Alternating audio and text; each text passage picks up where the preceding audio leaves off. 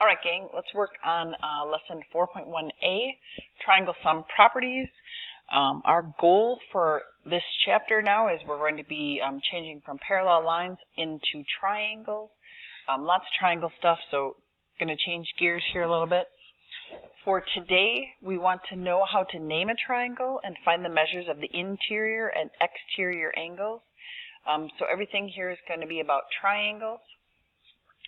We're going to be talking about some new vocabulary for today. And the first thing we're going to talk about is naming triangles. And I do want to talk about this prefix right here, tri. What does tri mean? When they put that at the beginning of a word, it means three. And I was thinking of some words that have that at the beginning of it. I was thinking of Trinity. I was looking in my garage and I saw a tricycle. You might have talked to some friends that have trimesters instead of semesters, or a triad. A triad is one of those, the little pitchfork that Neptune has. A trimester, that's when they have 3 parts of their school year. A tricycle is where they have 3 wheels on a bike. And a trinity, that is anything that has 3 in it. So there's different words that have that prefix tri in it. And the one thing that I want you to remember is that it always means 3. So when we're talking about a triangle, go ahead and draw that on your notes. On the left side of your triangle, I want you to put an A. At the top of your triangle, put a B. And on the right side, put the letter C. It's important to know how to name it. And again, geometry people like to use pictures whenever possible. And the funny thing about naming a triangle is they draw the triangle and then they list the 3 letters, A, B, C. And you go around the shape in the order that the letters are. So for this, we started at A, and then we went to B, and then we went to C. And that names all of the letters in that triangle. And then people always ask, well, could you do it differently? Well, let's see. What if I started at C, and then I went to B, and then I went to A? If I started at C, and then I go to B, and then I go to A, does that name all of the letters? And it does. Or what if I started at B, and I went to A, and then to C? B, and then to A, and then to C. That names them all. Or what if I went backwards? B, and then C, and A. And it turns out that there actually is no way to name a triangle wrong. The one thing that you have to remember, I'll put a little star by this guy, is that you must always use 3 letters when you're naming a triangle. And as long as you use the 3 letters and the little picture in front, you can't name a triangle wrong. So that's kind of a fun thing. Let's go down to the part of our notes here where it says classifying triangles. We classify triangles in 2 different ways. We use sides and we use angles to classify triangles. First, we're going to list all of the different ways of naming a triangle by the sides, and then we're going to go through and list all of the ways to name a triangle by the angles. So, this is a way of grouping triangles, and we're going to do it by sides. The first thing is a scalene triangle. And a scalene triangle is a triangle that might look like this. It is a triangle that has 0 sides equal.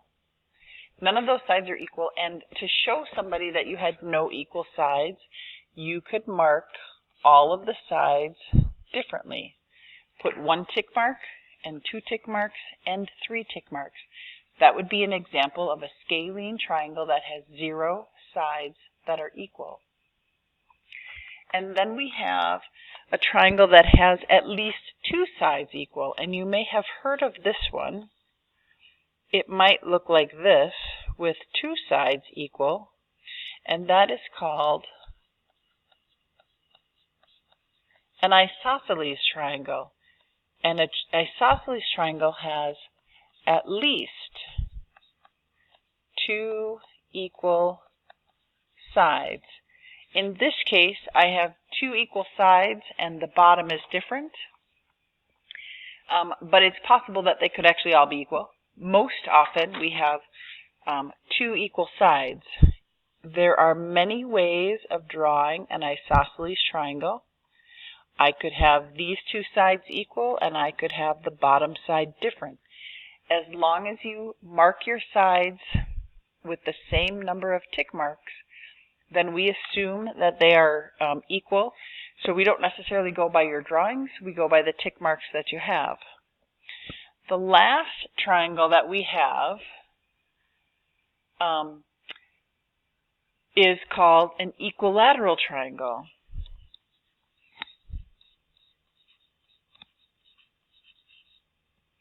And think about it.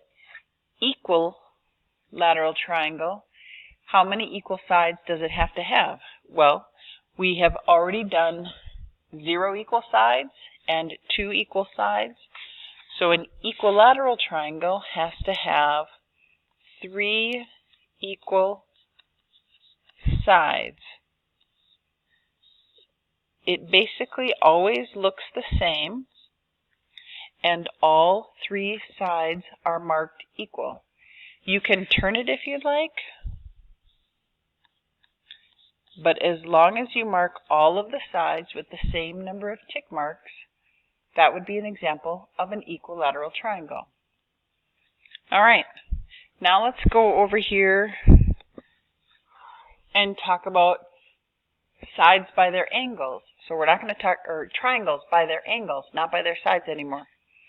So to start out, if you have a triangle that has a 90 degree in it, a lot of times people have seen one of those guys.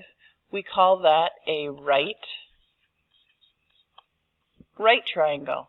That has one 90 degree angle.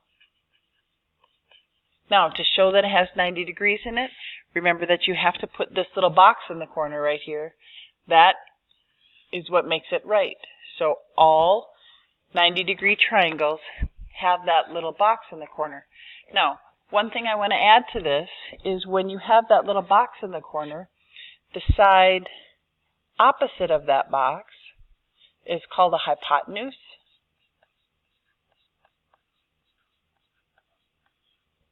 And the other two sides are called legs.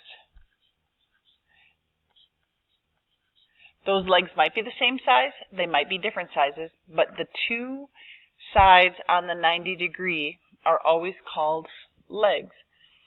And you need to make sure that you know that the hypotenuse is the longest side in a 90 degree triangle. There is never a side longer than that. So that's one thing that you want to take with you when we're drawing some pictures, is to remember about the hypotenuse, the longest side. It's always opposite the 90 degree, and it's never the same as the legs. It's always longer. Then the next thing that we want to talk about is an obtuse triangle. And an obtuse triangle is a triangle that has one angle more than, I'm going to underline more than 90 degrees.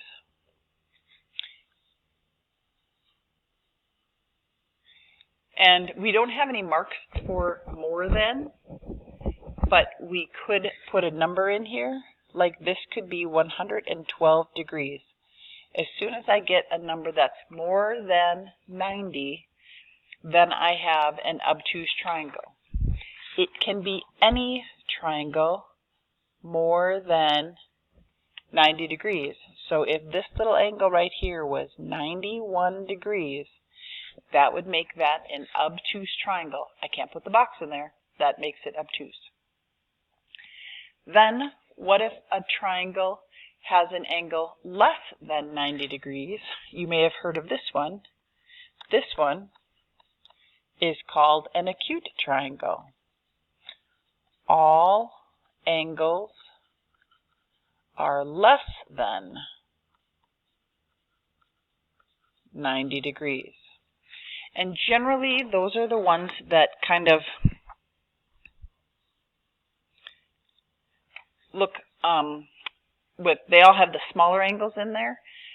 We'll talk about actually the totals that it could be right there. And again, there's no picture, anything like that for 90 or less than 90, but an acute triangle would look something like that. And then the last triangle that we have is an equiangular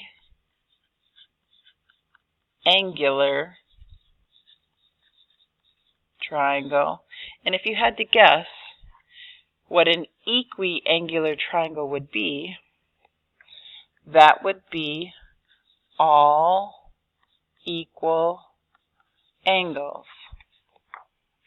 And it turns out when you draw that, to show that the angles are equal, you put a little arc in each corner, and that makes all of the angles equal.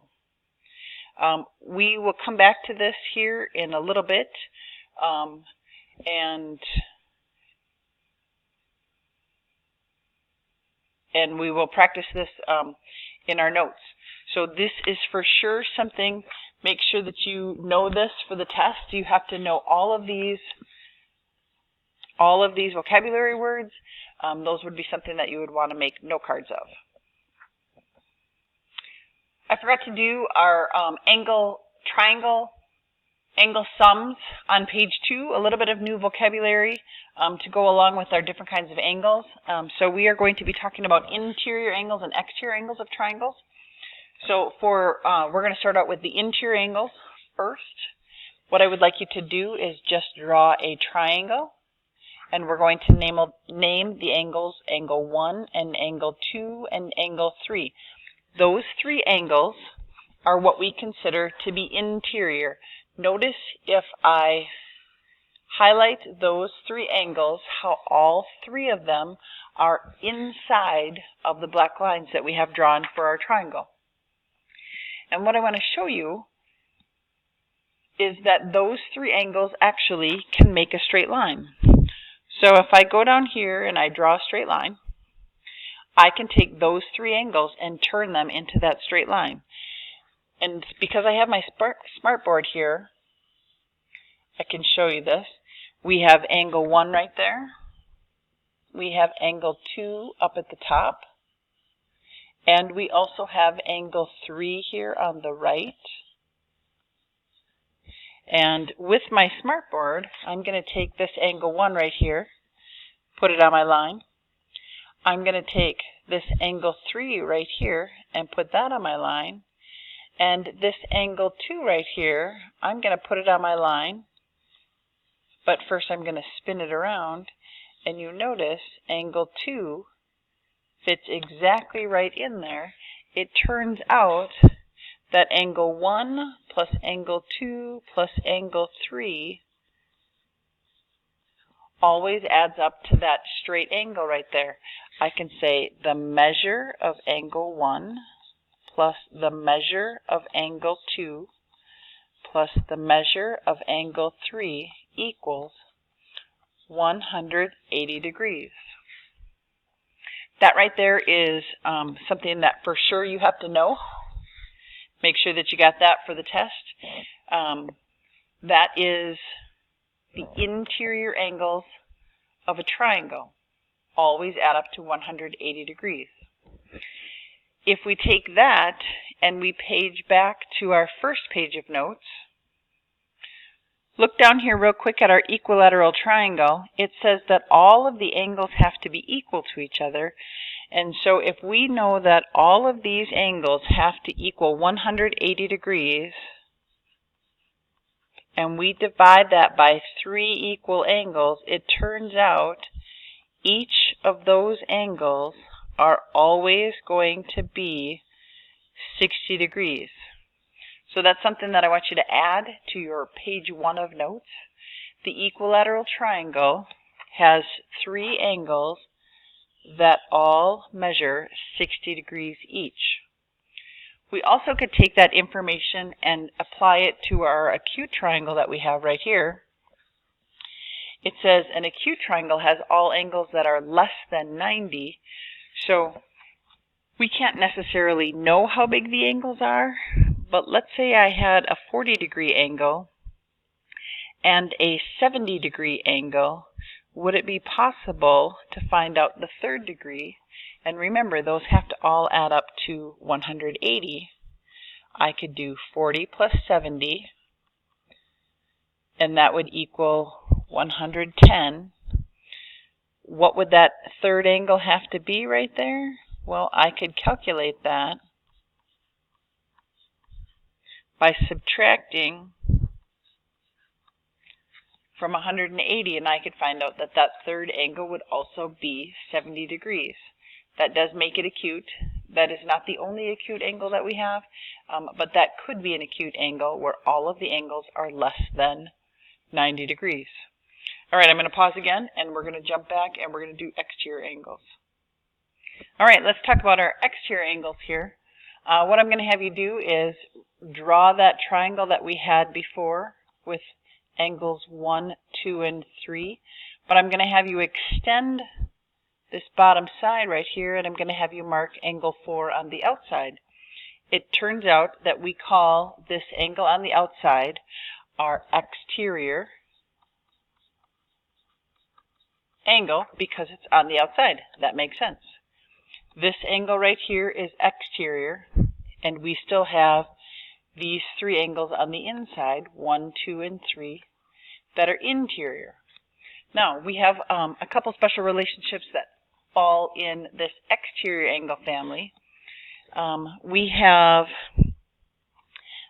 do have angle 3 right here, along with angle 4, and we notice that those two make a linear pair, and whenever possible you could use that. Measure of angle 3 plus measure of angle 4 equals 180 degrees.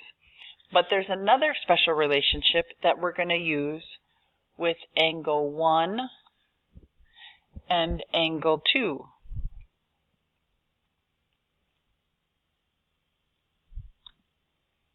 Right there, angle 2. It turns out if you take angle 1 and angle 2 and add them together, and I'm going to slide that right there, you get this obtuse angle right here, and angle 4 right there actually sits right on top of it. Angle 4 is the same as angle 1 and 2 together. That right there is what you need to know. Let's write that. The measure of angle 1 plus the measure of angle 2 is equal to the exterior angle, the measure of angle 4. Again, one more time, if we look at our picture, we always use these 2 angles right here along with the exterior angle, and they always add up to equal each other. So, let's summarize what we just talked about here. In the first case with our interior angles, the sum of all 3 interior angles equals 180 degrees. And then for the second one, we say the sum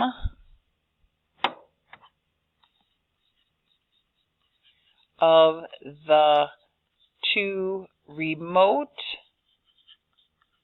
interior angles. That's a fancy way of saying angle 1 and angle 2.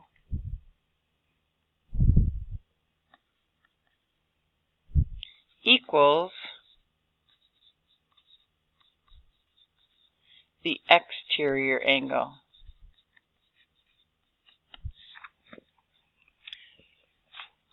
Angle 1 plus angle 2 equals the exterior angle. All right. So those two equations right there, those are the two things that you need to make sure that you know. We're going to do some practice problems, and hopefully you can get started on your homework.